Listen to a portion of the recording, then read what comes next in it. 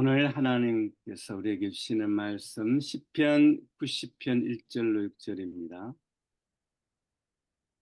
네, 오늘 돌아가야 할 인생이란 제목으로 말씀 전하실 우리 유재동 선교사님은 아프리카의 감비아 선교사님이시고 지금 잠시 우리 한국에서 안식년으로 보내고 계십니다. 네, 유 목사님 말씀해 주십시오. 예, 반갑습니다.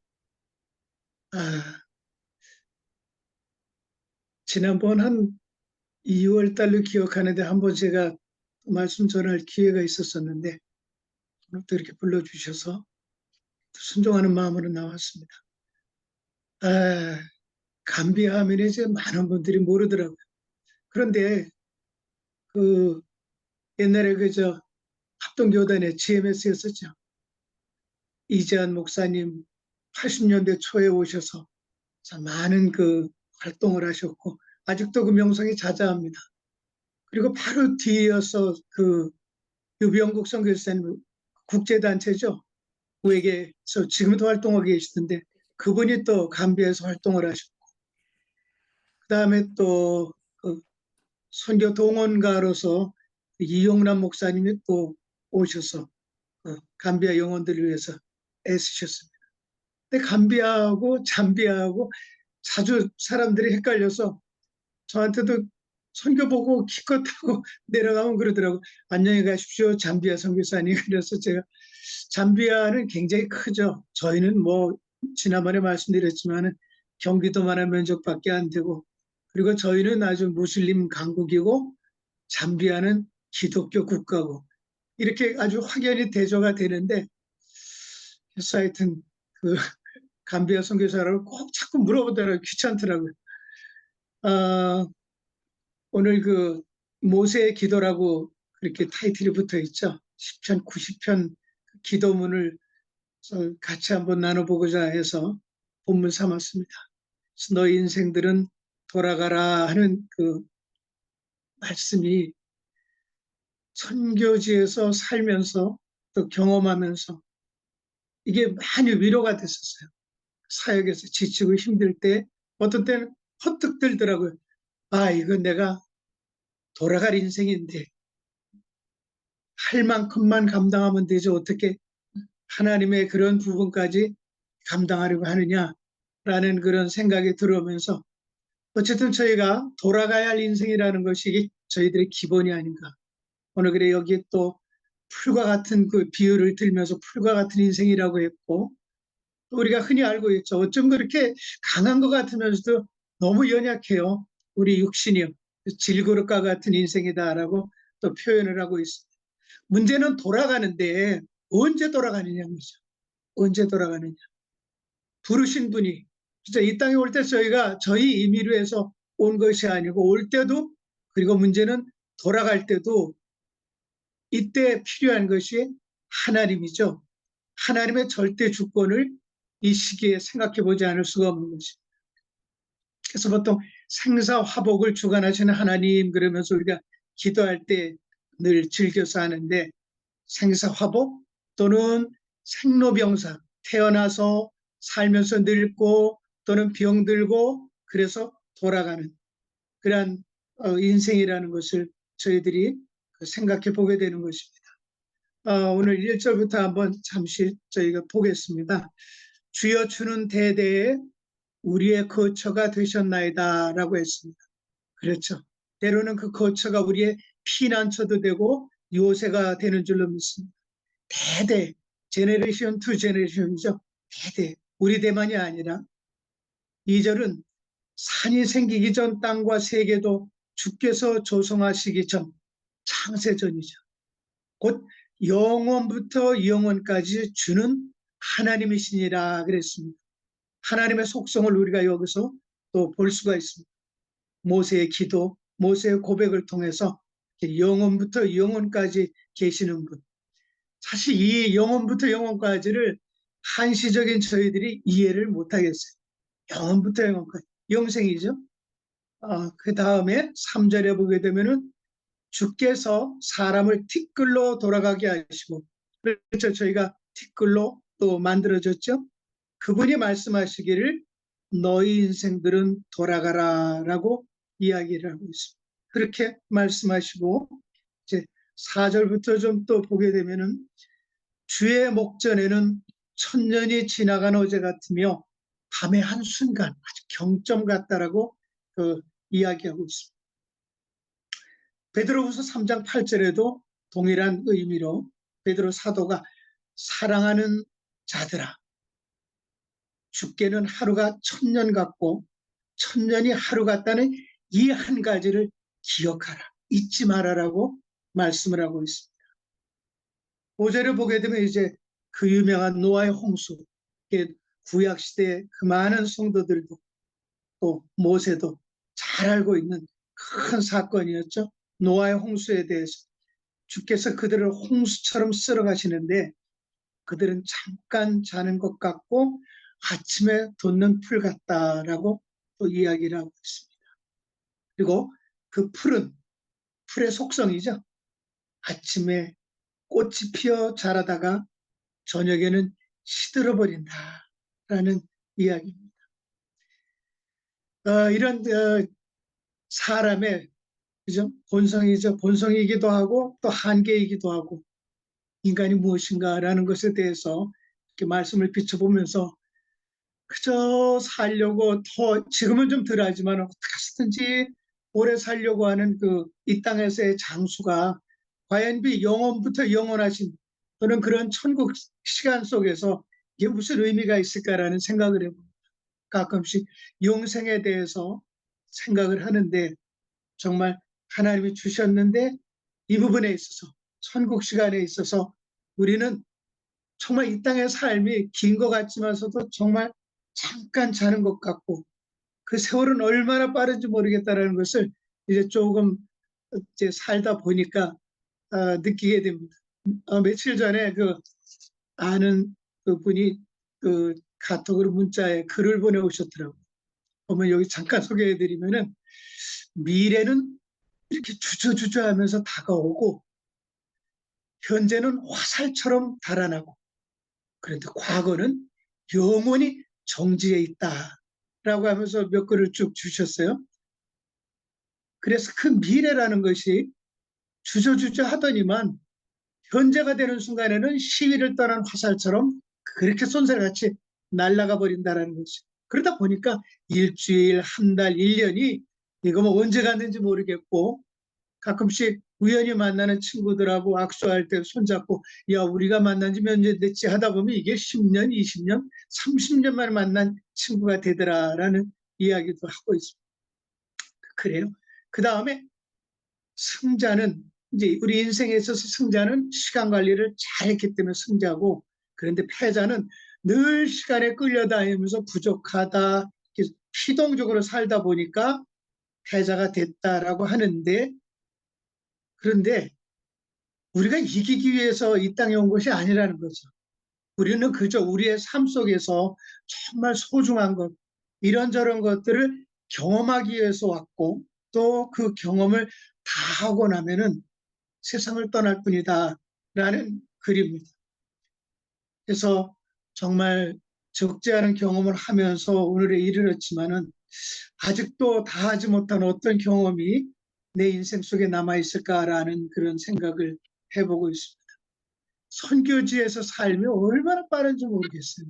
제가 좀 지내보니까 아침에 눈 뜨면 그냥 저녁 된 것 같고 어떤 데 이렇게 천장 쳐다보고 있다가 야 우리 인생이 서울에서 출발해서 부산까지라면 지금 내가 어디 가고 있나 이런 생각을 한번 한 적도 있습니다. 글쎄요 경주 더 지난 것 같아요. 이제 양산 지나서 곧 내려가는 것 같다라는 그런 생각을 해보기도 하는데 그래서 6절까지 말씀을 봤는데 우리 기왕 모세의 기도를 끝까지 한번 좀 살펴봐야겠다라는 생각이 들어서 7절부터 제가 한번 좀 또 다시 좀 스킵을 하겠습니다. 7절에 보게 되면은 우리는 주의 노에 소멸되며 주의 분내심에 놀래나이다 그랬습니다.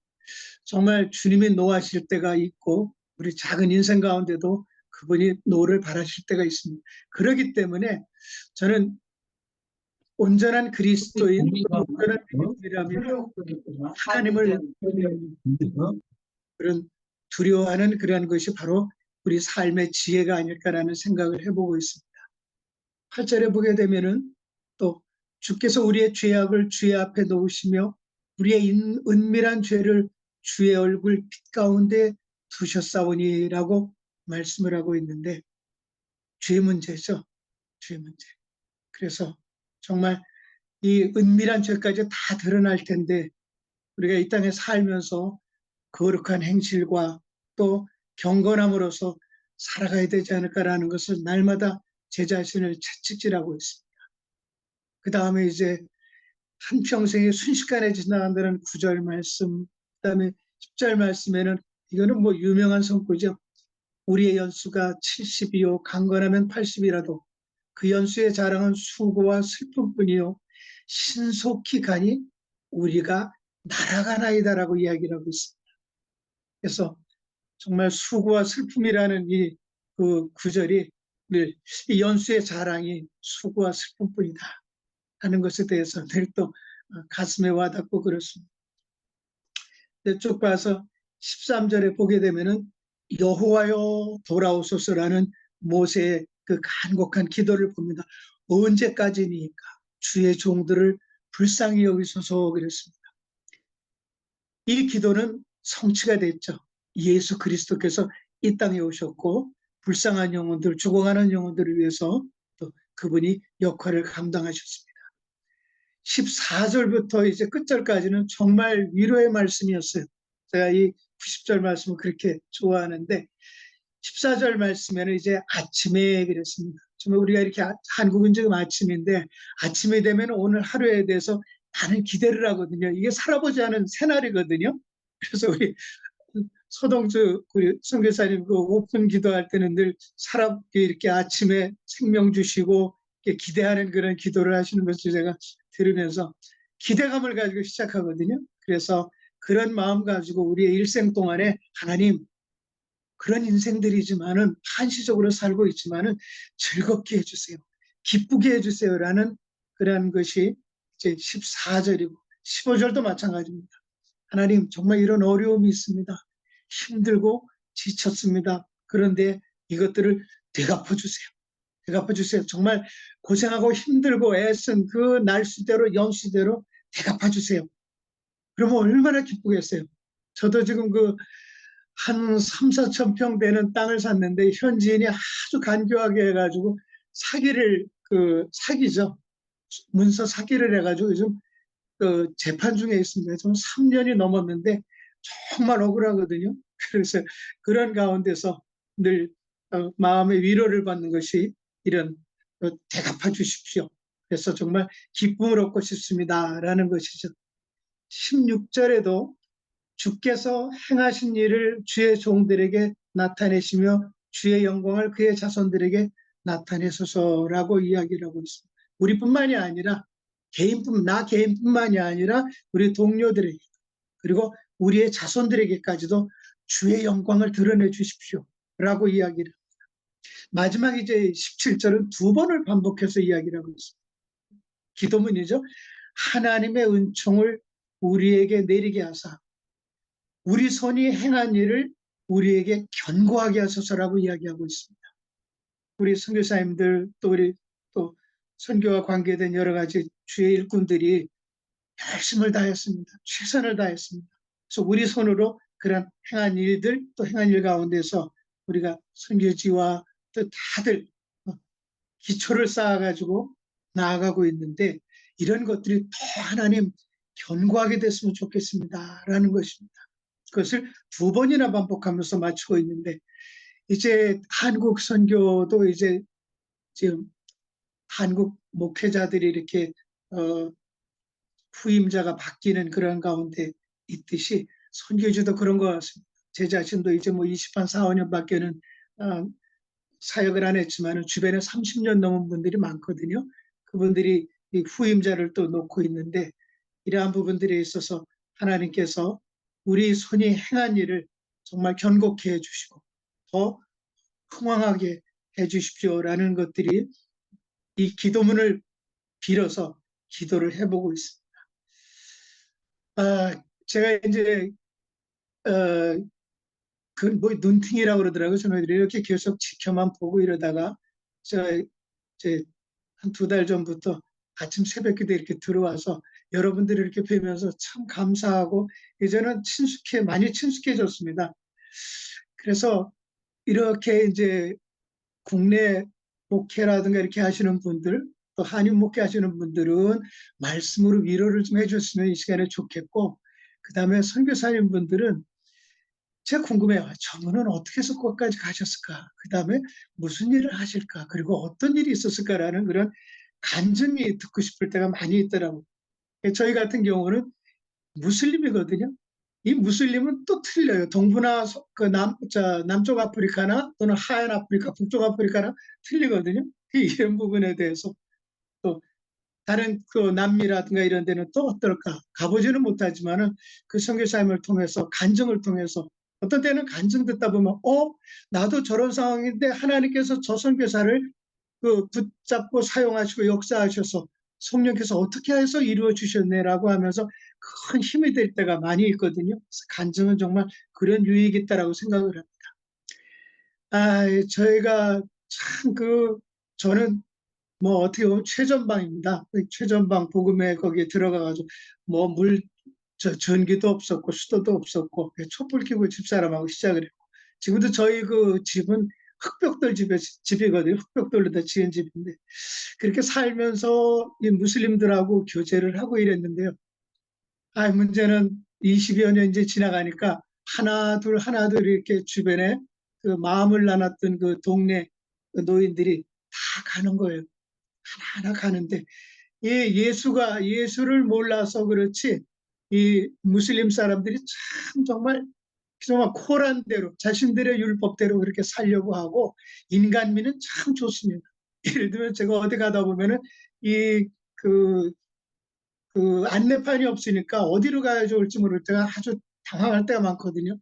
그러면은 물어보면은 다 틀려요, 사람들이. 뭐 킬로미터에 대한 거리 수도 없고. 그런데 마음 하나는 따뜻해서 내가 지금 어디 간다 그러면 제 차에 그냥 타요. 타가지고 거기까지 가가지고 안내해주고 본인은 그 땡빛에 걸어가거든요.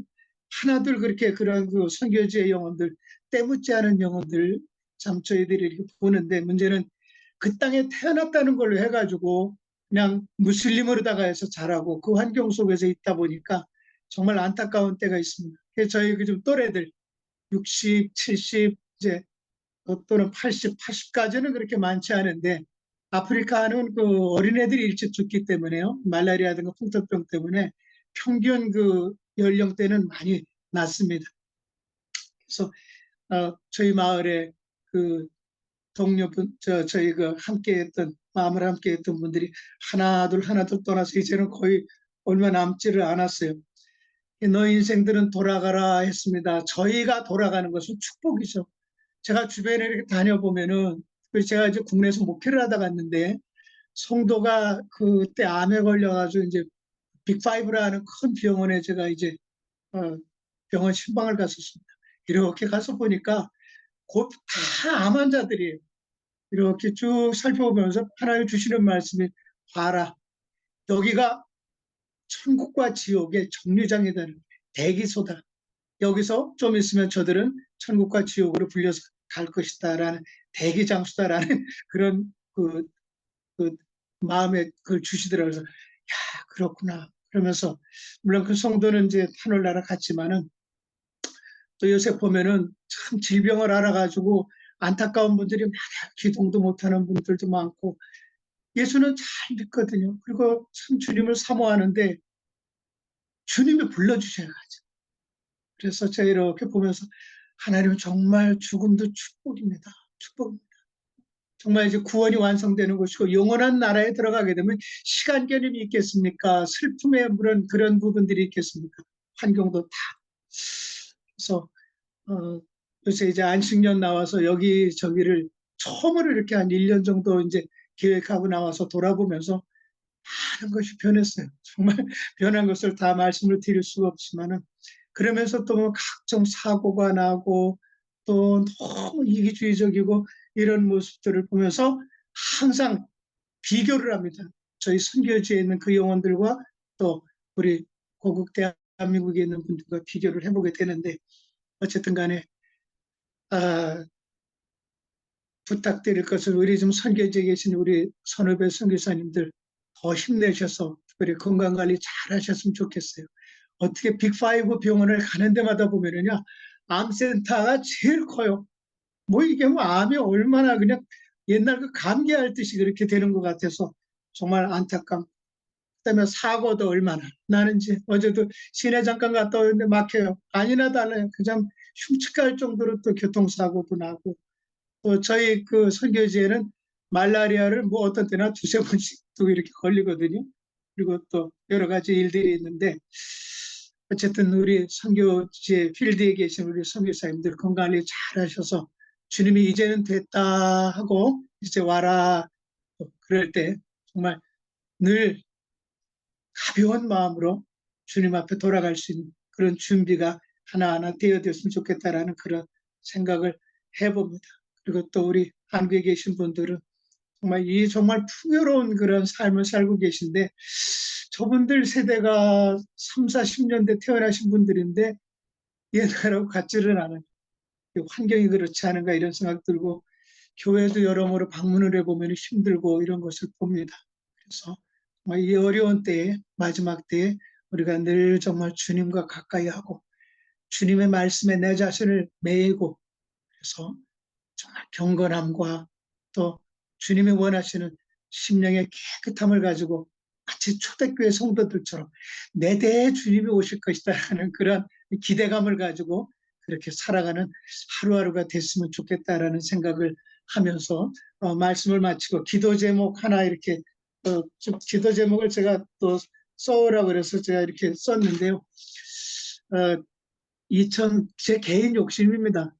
2030년까지 좀 하나님 좀 봐주세요. 이렇게 제가 하나님 앞에 그냥 구하고 있습니다. 은퇴 시기를 제가 그렇게 잡고 있고요. 그다음에 안식년 나와서 뭐 스텐트에다가 지난번에 피도 막 쏟고 그랬었는데 그게 회복이 쉽지를 않네요. 그래서 몸과 마음이 회복되고 특별히 영적인 것이 좀 잘 다져져서 무장되어져서 다시 나갈 때 정말 담대한 마음을 가지고 다시 또 처음 처음 보내셨을 때처럼 그런 상태로 나갔으면 좋겠습니다. 아유, 지난번에 정말 죄송하더라고요. 제 감정 조절을 못 해가지고요. 그동안 이렇게 쭉, 강사분들 보면 우신 분들이 없는데, 저만 그냥 울먹울먹 해가지고, 얼마나 죄송했는지 모릅니다. 이 자리를 빌어서 사과하고. 그 다음에, 이제 돌아가게 되면은, 그동안 말씀 양육이라든가 해서 하느라고 최선을 다했습니다. 근데 그들이 스톱되어 있는 거예요. 갈 자리가 없는 거예요. 돈 벌 자리가 없는 거예요. 그러다 보니까 저희 애들은 지금, 저희 그 크리스찬들도 무슬림이나 크리스찬이나 그냥 한 30만 원만 있으면은 불법으로다가 이주를 할 수가 있어요. 그러면 리비아로 갔다 이태리로 가거나 스페인 쪽으로 가거나 그러다 수많은 청년들이 물에 빠져서 죽고 있습니다. 바다에 빠져서. 그게 소망이에요. 유럽에 가가지고 어떻게 해볼까.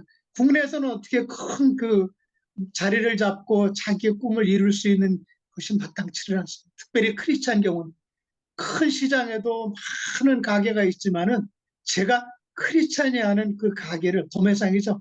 한 군데도 보지를 못했습니다. 만약에 거기에 무슨 뭐 임마누엘이라든가 뭐 여러 가지 해가지고 요셉이라든가 이런 간판을 걸어놓으면은 우선적으로 저희가 팔아줄 텐데 그런 안타까움도 좀 있습니다. 그다음에 또 기도 제목으로는 제가 모두 10명을 감비아 영혼들 10명을 외국으로 보냈습니다. 옛날에 저희 나라도 풀브라이트라든가 많은 분들이 장학 유학생들로 해서 장학생들을 키웠듯이 제가 하여튼 제 나름대로는 열심히 하고 있는데, 그래서 한국, 브라질, 또 필리핀 쪽을 제가 베이스로 사용을 하고 있습니다. 이게 완전히 바뀌어버리니까 주변에 가나라든가 나이지리아든가 이런 데 갈 수 있거든요. 근데 거기 가면은 비슷비슷한 거. 근데 필리핀에 딱 와보니까 먹는 것부터 해서 모든 게 다 틀리고 피부 색깔도 틀리고 이러니까 어휴 하면서 그냥 어려움을 겪지만은 동서양으로다가 바꿔가면서 저는 한국 선교사다 보니까 한국적인 것을 할 수밖에 없었고 가르칠 수밖에 없었고, 그 다음에 이 지금 유학생이 남자 둘 여자 둘 가 있는데요. 얘네들은 한국 얘기를 너무 많이 들었어요. 제가 한국밖에는 아는 게 없으니까. 그래서 한국 성도분들은 100% 새벽 기도하는 걸로 알고 11조 하는 걸로 알고 뭐 그러다 보니까 저희 선교지의 그 몇몇 교회들은 그 한 달에 한 번씩 금요일 날 완전 그 올라이트 옛날에 저희들이 했던 그 기도회를 합니다. 철야 기도회를. 그래서 이 아이들에게 있어서는 한국은 정말 그 신앙의 어머니 나라거든요. 그래서 지금 필리핀에까지 와 있어서 제가 있는 동안에 혹시 그 될까 해서 지금 초청하는 그 절차를 밟고 있습니다. 그래서 여기 이제 급한 기도 제목이고 마지막은 우리 그 둘째 아들이 세네갈로 데려가서 그다음에 오직 걔는 불어밖에는 못했어요. 그래가지고 또 국내 와서도 불어불문과 그다음에 또 ROTC 끝나고 나서 그 제대하고 나서 받는 그 돈 가지고 유학을 갔어요. 그래가지고 프랑스에서 9년 있었습니다. 그르노블 그다음에 또 저 악상에 있는 그 깔뱅 신학교 해가지고 지금 국내 잠깐 들어와 있는데 하나님이 결혼 때문에 보내시지 않았나라는 생각을 했었는데 마침 좋은 그 예비 신부를 만나서 이제 5월 6일 날 이제 결혼을 하게 됐습니다. 그런데 아시다시피 결혼이라는 게 쉽게 품앗이잖아요. 내가 가면은 저쪽에서 오는 그런 건데 이 선교지에 있다 보니까 뭐 친구부터 해서 뭐 결혼식에 저희가 가본 적이 거의 기억이 없거든요. 그런데 오라 그럴 수도 없고 그래서 참 난감할 때가 있었고 큰아들 때도 그랬는데 이번에도 또 마찬가지인 것 같습니다. 근데 이게 그렇더라고요. 우리 아들이 결혼을 하겠지 언젠가는 하겠지 하다가 날짜가 딱 잡히니까 엄청나게 빨리 달리는 거예요. 미래가 현재화되는 순간에 이 시간이 막 날아간다고 도망간다는 말이 실감이 나더라고요. 그래서 어떻게 하다 보니까 이제 얼마 안 남았습니다. 그래서 아들 결혼하는데 결혼 예식 하나님 기뻐 받으시고 그 결혼하는 아들과 또 우리 며느리가 또 선교 현장으로 힘차게 나갈 수 있는 이제 김호동 선교사에 굉장히 부럽습니다. 나갈 수 있는 그런 축복의 기회를 주셨으면 하는 그런 바람을 기도 제목으로 해서 올려놨습니다. 고맙습니다. 기도하겠습니다.